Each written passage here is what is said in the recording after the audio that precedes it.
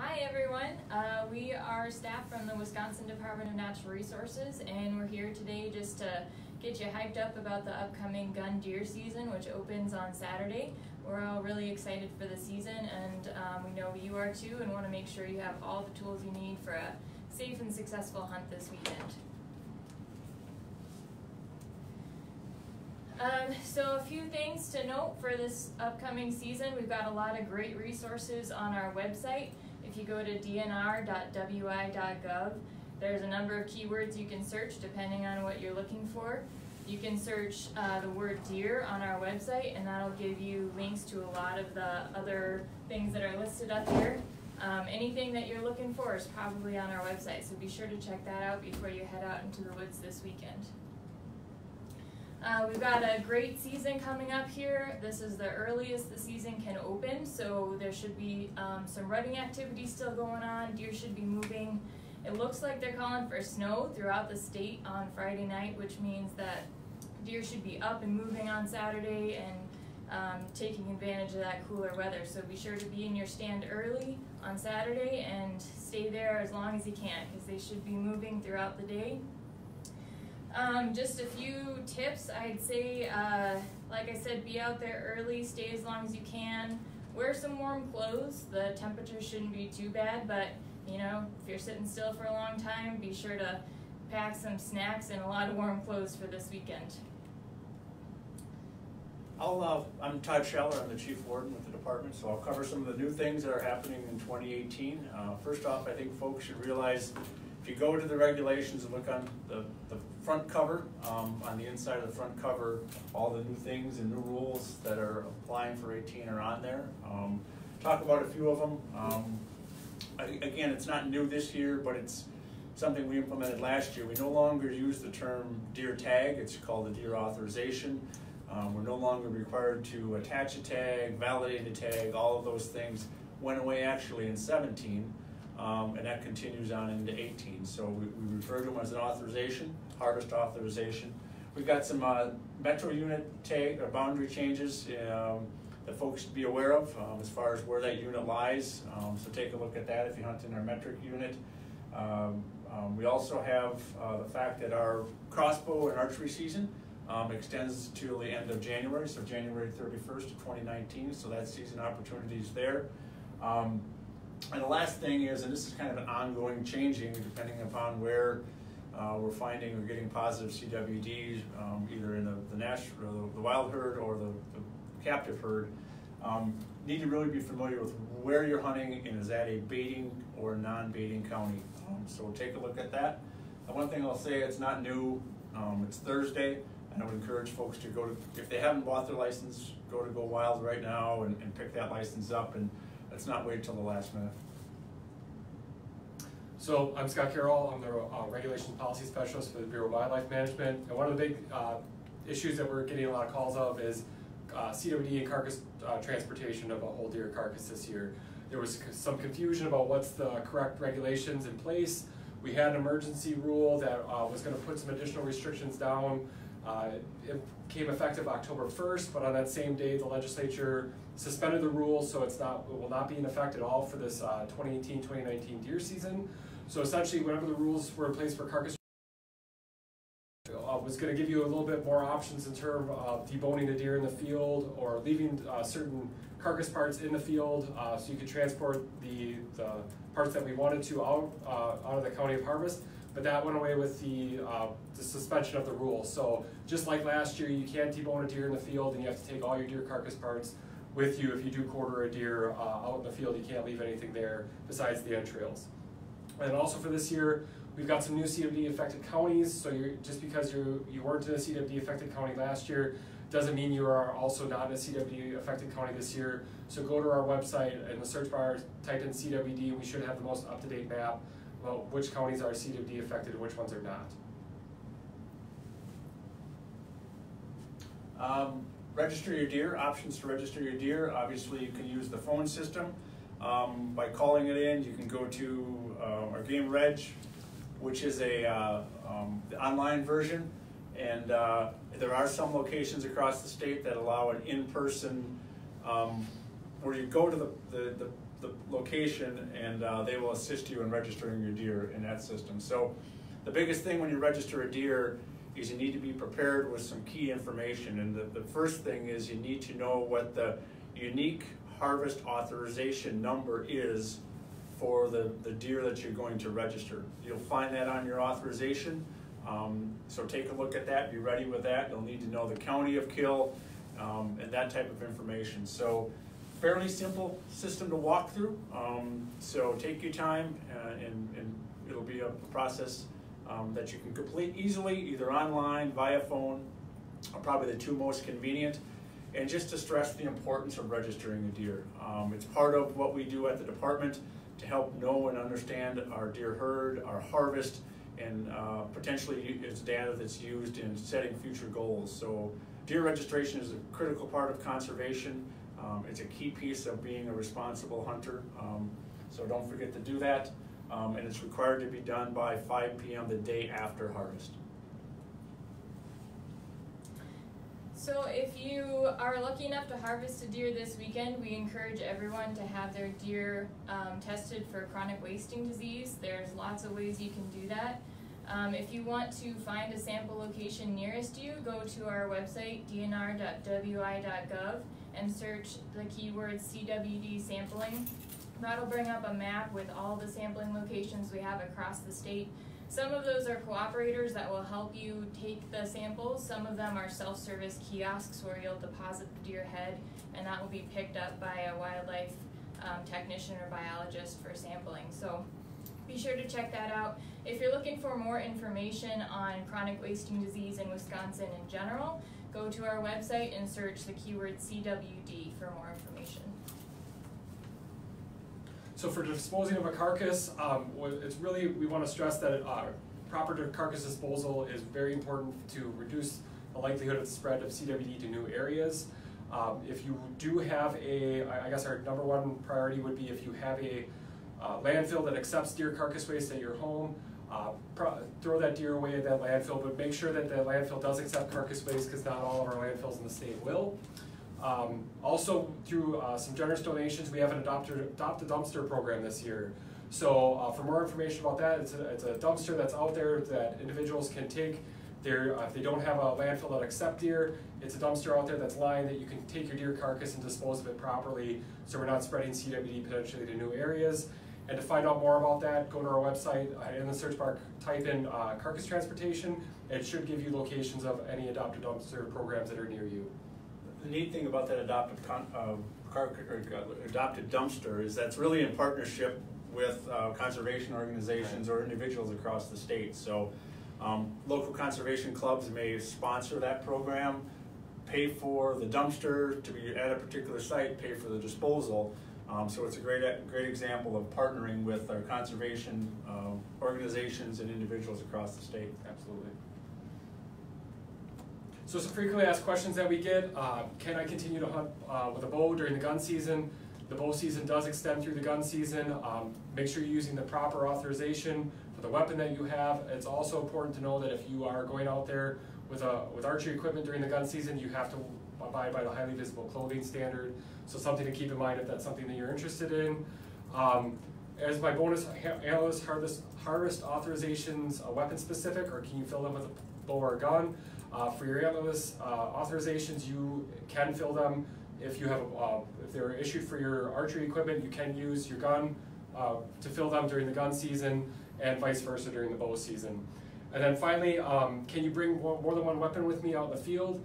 You can. You have to make sure you actually have, again, that authorization that allows you to use that weapon out in the field, and that you're using the weapon for the proper authorization that you have, proper weapon for whatever authorization that you might have purchased. Big question was, what do I need to carry nowadays? You know, we used to have back tags, we used to have plastic type licenses, so we have other options for folks to carry out in the field. There's 4 options that are available. I actually have 3 of them on me. So one is you can print out your actual authorization or license and carry a printed copy.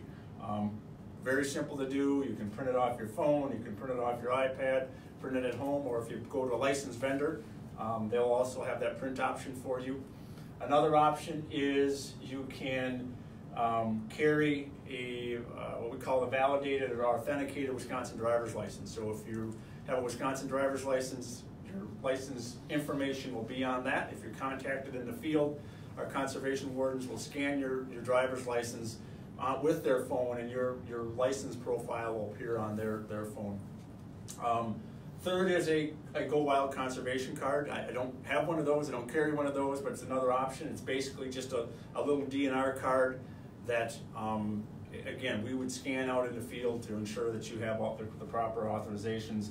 And the last is a digital department issued PDF file on your mobile device, oftentimes their phones. So multiple options that folks can use.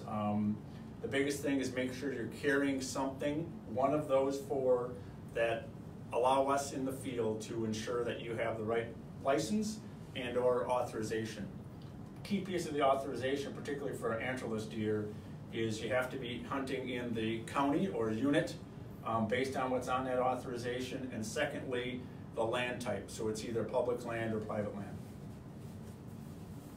Safety is a big part of our deer season in Wisconsin. Wisconsin has a great history of being safe out in the field. Our accident trends are down to, very small numbers, which is great. It's a tribute to not only our hunters, but I think it's a tribute to the 4,000 volunteer safety instructors who teach our hunter education program. Biggest thing with safety, one is we use the term Tab K. It's basically the 4 rules of firearm safety, and if you follow every one of those rules every time you're handling a gun, we would have an accident-free season every year. It's treat every firearm as if it's loaded. Always point the muzzle in a safe direction. Be certain of your target and what lies beyond it, and keep your finger off the trigger until you're safe to shoot. Tree stand safety. I know a lot of our hunters enjoy the increased visibility of hunting from a tree.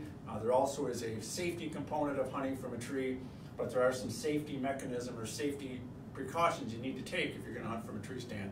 A couple things we stress is the importance of wearing a tree stand harness, something where if the stand were to fall or you were to fall or slip off the stand, it's going to catch you, suspend you, so you don't fall to the ground and are injured that way. We stress the importance of always using 3 points of contact when entering your stand. 3 points of contact is either both hands and 1 foot, 2 feet and 1 hand, as you're working your way up or down from the tree stand.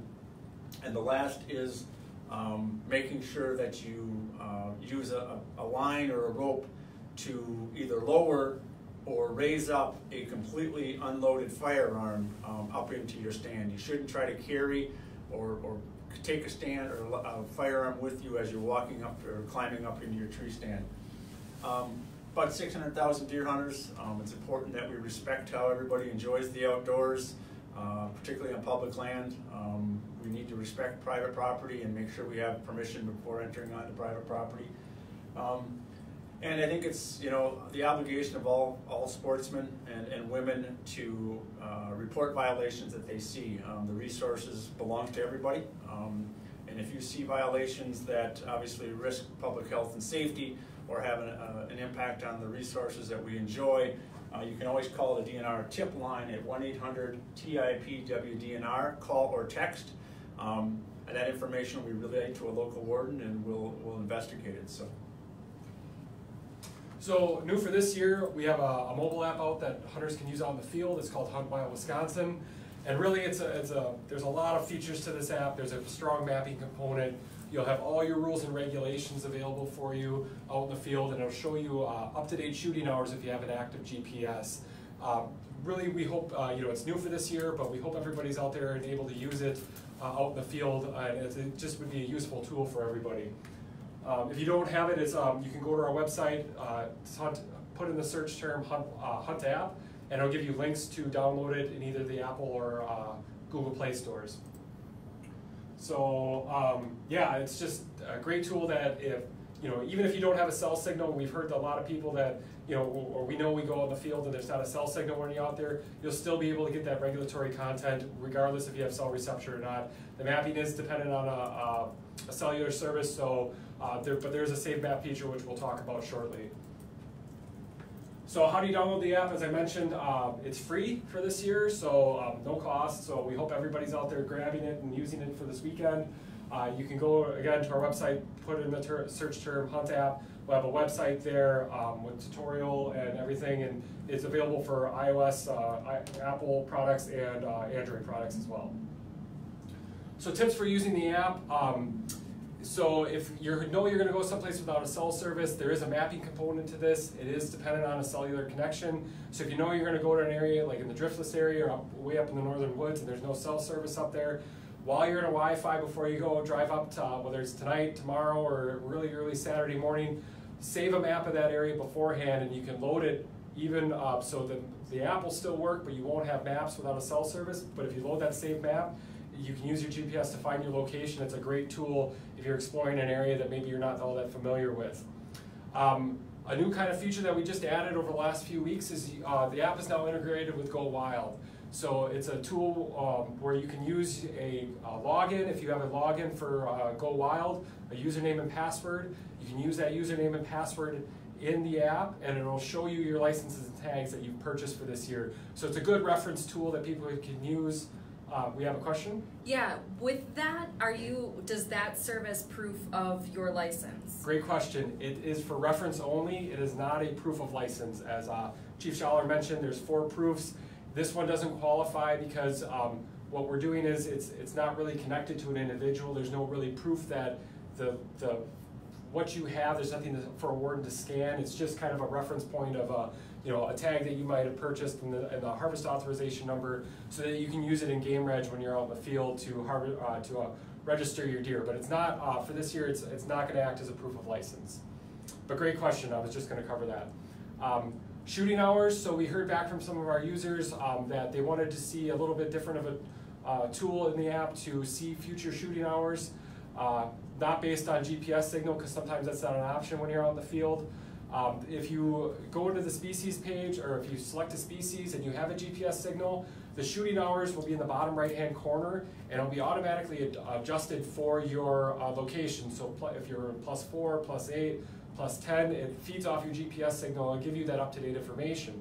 If it's not there, if you want to look at shooting hours for a future day, you go into the regulations for each species. There should be a subheading called shooting hours, and it'll give you the base shooting hours, so not adjusted by your location, but it'll show you the map of the adjustments, the base shooting hours for that day, and you can also select a day in the future so you can plan ahead for the next day, well, when you have to be out in the stand or how late you can hunt. So that's something that we heard from users in our in the feedback mechanism for the app, and we integrated it just in time for the 9-day gun season. So another thing that's really important is the app, I mentioned, has a strong mapping component. It will identify public access lands. However, what that means is it's any, it could be county forest, U.S. Fish and Wildlife Service lands, state owner managed lands, but it's meant to show lands that public has the right to access in some capacity. It does not mean that you have the right to hunt those properties. And I'm sure everybody's looked at the disclaimer that we have on the app as soon as you log in and read it thoroughly, but if you haven't, essentially not all of our public access lands are huntable, and not all of our public access lands are huntable for all species. So don't use the app as it's not in any way meant to say it's shown as public access. That means I can go out there on Saturday and hunt it. That's not true at all. As always, before you enter any public lands, you should contact or do some research before, scout it out beforehand, and make sure that what you want to pursue, you're allowed to do so on that property. So something to keep in mind, it's very important. Also, it's the app's not meant to also, don't use it to determine if you're trespassing or not on private property. Your phone uses a recreational GPS, so it's accurate. It's not really accurate, so don't walk around and make the determination whether or not you're trespassing on somebody's property by where the app's showing your location. So we also, it's a brand new app, there's a lot of features on this app, and what we really highly recommend is we created a video tutorial for all of our users. It walks through all the steps, all the features of the app step by step. It's available on our website. Check it out, and it should hopefully give everybody a clear indication of what this app can do for you this weekend. So another thing that's really great for this year is we're in season 2 of our Wild Wisconsin web series and podcast series. There's a lot of great content out for you. If if it's slow out in the field on Saturday, if you can go to our website and access it. You can get it from iTunes and Stitcher on your phone. You can also access it from our Hunt Wild app. But there's a lot of great content about what we do here at the DNR and how it relates to you hunters in the field. So if things are slow, we really highly recommend you checking it out because we think it's a valuable tool for everybody involved in the outdoors. There's also lots of great resources on Wild Wisconsin for new hunters on there about how to properly field dress a deer and stuff like that. So if you're just getting into hunting or want to brush up, be sure to check that out before Saturday. Absolutely. So like we said, we have a lot of great resources out there, whether it's on our website, whether it's through Wild Wisconsin or through our new app. I encourage you guys to check out our website and other resources before the weekend, and everyone here at the DNR just would like to wish you all a safe and fun gun deer season, so good luck.